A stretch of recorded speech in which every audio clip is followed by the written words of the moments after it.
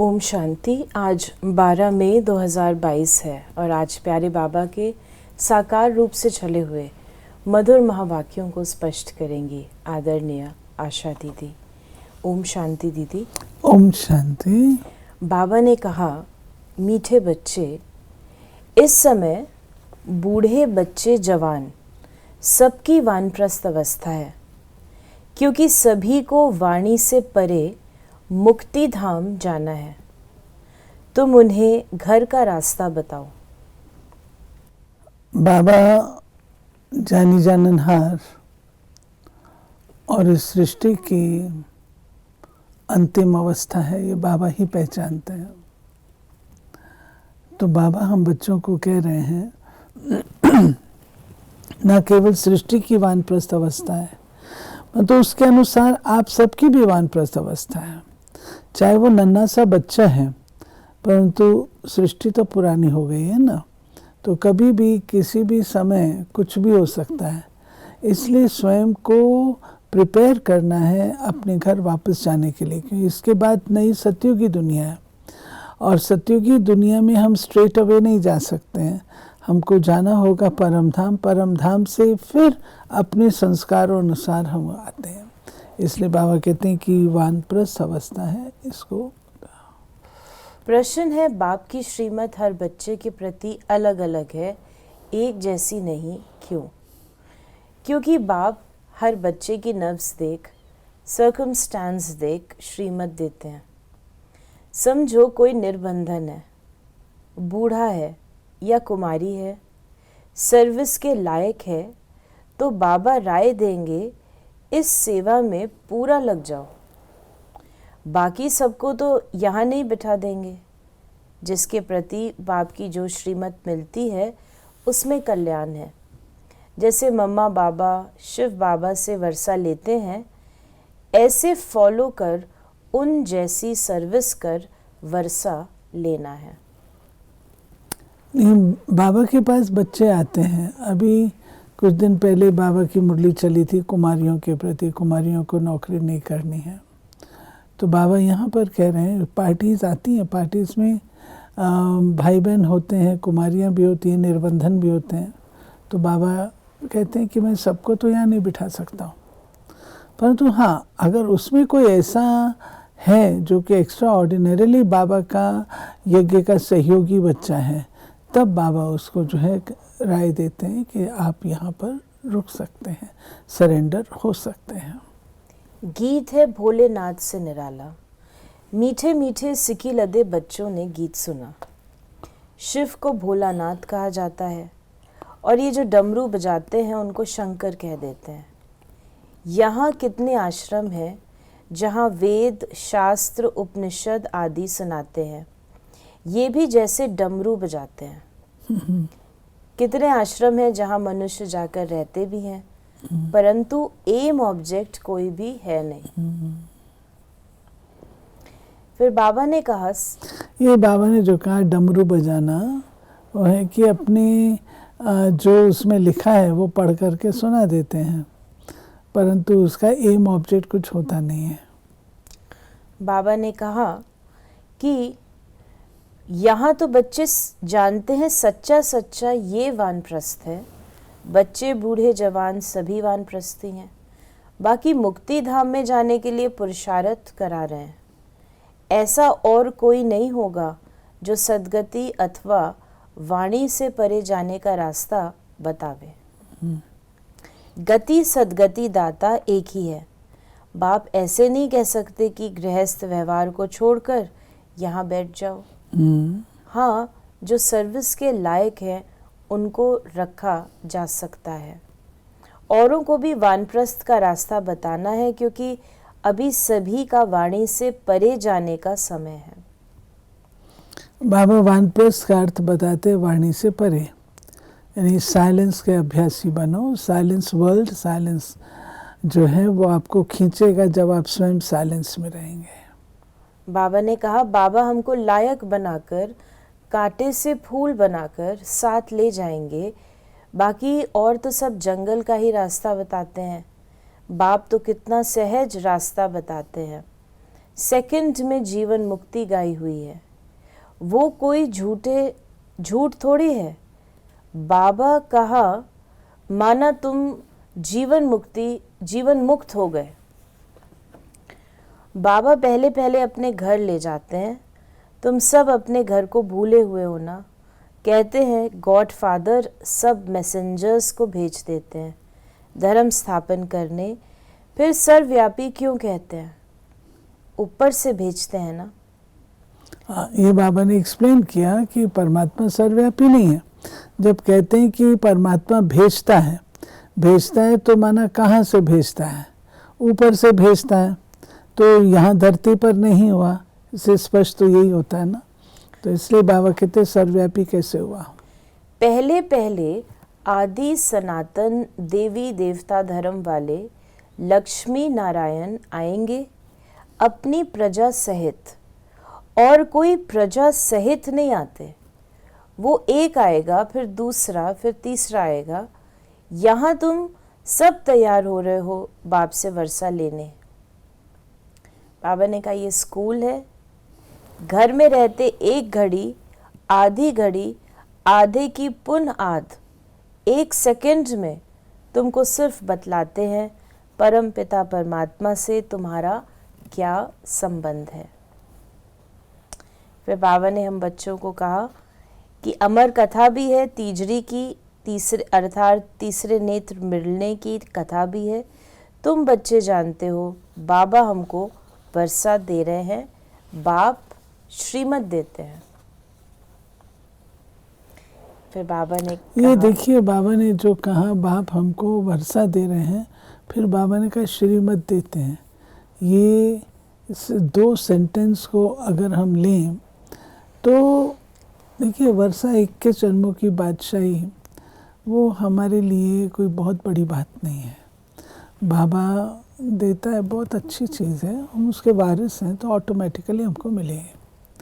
लेकिन बाबा किनको देता है वो इम्पोर्टेंट है, जिसमें बाबा ने कहा बाबा श्रीमत देते हैं। किनको देता है ये वर्षा? वो वर्षा कौन क्लेम कर सकते हैं? जो इस समय पूरा श्रीमत पर चलते हैं। बाबा ने कहा कि जहाँ जहाँ ज़रूरत पड़ेगी प्रदर्शनी में तो बहुतों की ज़रूरत पड़ेगी। बुजुर्ग भी चाहिए, कन्याएं भी चाहिए, सबको शिक्षा मिलती रहती है। ये है पढ़ाई। भगवानुवाच, भगवान कहा जाता है निराकार को। तो बाबा ने कहा था बाप लायक देखकर फिर डायरेक्शन देते हैं।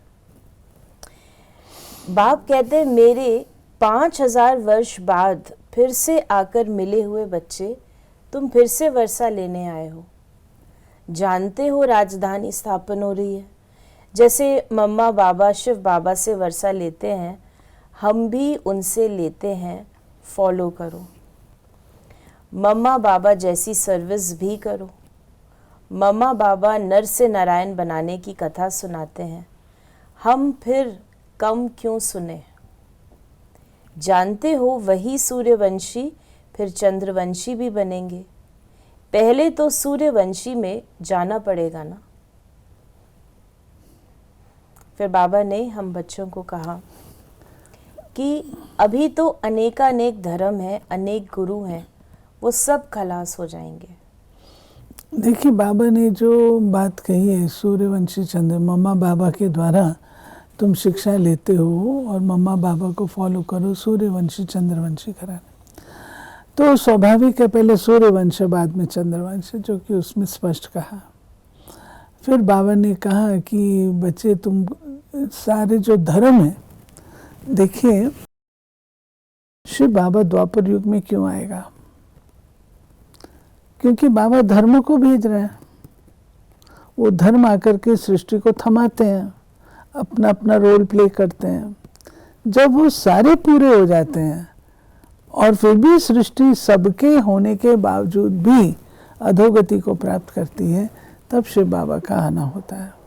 और उसमें ये बात बताई है बाबा ने कि सब धर्म खत्म हो जाएंगे, एक धर्म रह जाएगा। बाबा ने कहा, जैसे बाबा ने कहा कि पहले तो सूर्यवंशी में जाना पड़ेगा ना। समझ तो है, बिगर समझ स्कूल में कोई बैठ ना सके। बाबा श्रीमत देते हैं, हम जानते हैं इनमें तो बाबा की प्रवेशता है, नहीं तो प्रजापिता कहाँ से आए। ब्रह्मा तो सूक्ष्म वतनवासी है, प्रजापिता तो यहाँ चाहिए ना।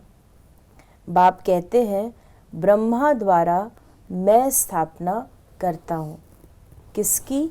ब्राह्मणों की। फिर बाबा ने कहा कि तुम बच्चों की बुद्धि में ड्रामा का सारा राज है। जानते हो सूक्ष्म वतन में है ब्रह्मा, विष्णु, शंकर, ये फिर है प्रजापिता। कहते हैं ब्रह्मा के बूढ़े तन में प्रवेश करता हूँ। इनको भी कहते हैं हे बच्चे, तुम सब ब्राह्मण हो, तुम पर कलश रखता हूँ, तुमने इतने जन्म लिए हैं। फिर बाबा ने हम बच्चों को कहा कि इस समय है ही रौरव नर्क, बाकी तो कोई नदी नहीं है जिसको नर्क कहा जाता है। वो विश्व वैतरणी नदी कहते हैं ना। रौरव नर्क माना जहाँ पे शोरगुल है, और शोरगुल इस समय देखिए आप हर जगह शोरगुल है, इसको हम साउंड पोल्यूशन भी कहते हैं।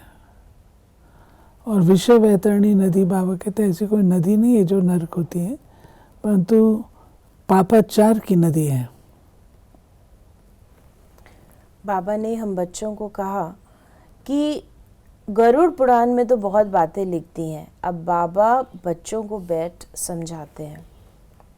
बाबा ने कहा जो दिव्य दृष्टि से देखते हैं वो फिर तुमको प्रैक्टिकल में देखना है। भक्ति मार्ग में भक्तों को भल साक्षात्कार होता है, परंतु वो कोई वैकुंठ के मालिक थोड़े बनेंगे, तुम तो प्रैक्टिकल में बनेंगे। फिर बाबा ने कहा कि अब नाटक पूरा होने वाला है, जितना याद करेंगे तो अंतमति सो गति होगी। इनको कयामत का समय कहा जाता है। पाप आत्माओं का हिसाब किताब चुकतू होना है। कोई कहे मोक्ष मिले, परंतु ये कैसे हो सकता है जबकि बना बनाया ड्रामा है जो सदैव चलता ही रहता है। इनकी एंड कभी होती नहीं। फिर बाबा ने हम बच्चों को कहा कि बाबा कितना निष्कामी है। तुम बच्चों को याद करें, तुम बाबा को याद करेंगे तब तुम्हारी बुद्धि का ताला खुलेगा। तुम डबल फिलॉन्थ्रोपिस्ट महादानी हो, तन मन धन देते हो, अविनाशी ज्ञान रतन भी देते हो। शिव बाबा को तुम क्या देते हो? करनी घोर को देते हैं ईश्वर समर्पणम। ईश्वर भूखा है क्या? तो बाबा ने हम बच्चों को कहा वो तो दाता है। वो तो दाता है, दाता है। देखिए बाबा ने एक तरफ कहा कि तुम डबल फिलैंथ्रोपिस्ट हो, तुम तन मन धन भी देते हो, तो तुम अविनाशी ज्ञान रत्नों का दान भी करना। ये चीज़ हमको समझनी है। और फिर बाबा ने कहा कि तुम दाता हो, और बाबा दाता है। बाबा को तुम क्या देते हो? बाबा को तो चाहिए नहीं। तो डबल फिलैंथ्रोपिस्ट फिर क्यों कहा? जब बाबा को हम देते नहीं हैं, बाबा स्वीकार भी नहीं करता, फिर डबल फिलैंथ्रोपिस्ट क्यों कहा? बाबा को नहीं देते हैं, हम अपने लिए ही अपना जमा करते हैं। और वो जो तन मन धन है हमारा, वो समाज सेवा में लग रहा है, उस हिसाब से वो फिलैंथ्रोपी है। ये हमको अंडरस्टैंड करना। आज का वरदान है खुशी की खुराक द्वारा मन और बुद्धि को शक्तिशाली बनाने वाले अचल अडोल भव। वाह बाबा वाह, और वाह मेरा भाग्य वाह। सदा यही खुशी के गीत गाते रहो। खुशी सबसे बड़ी खुराक है, खुशी जैसी और कोई खुराक नहीं। जो रोज़ खुशी की खुराक खाते हैं वे सदा तंदुरुस्त रहते हैं, कभी कमज़ोर नहीं होते। इसलिए खुशी की खुराक द्वारा मन और बुद्धि को शक्तिशाली बनाओ, तो स्थिति शक्तिशाली रहेगी। ऐसी शक्तिशाली स्थिति वाले सदा ही अचल अडोल रहेंगे। मन और बुद्धि शक्तिशाली है, तो हर बात को वो अच्छी रीत से समझ सकती है, तो अचल अडोल अवस्था रहने में सहयोगी है। स्लोगन है, मन और बुद्धि को अनुभव की सीट पर सेट कर दो तो कभी अपसेट नहीं होंगे। तो ये थे बाबा के आज के महावाक्यों का स्पष्टीकरण। यदि आपके मन में कोई भी सवाल है तो उसे मैसेज या व्हाट्सएप मैसेज करें 8826599309 पर। ओम शांति।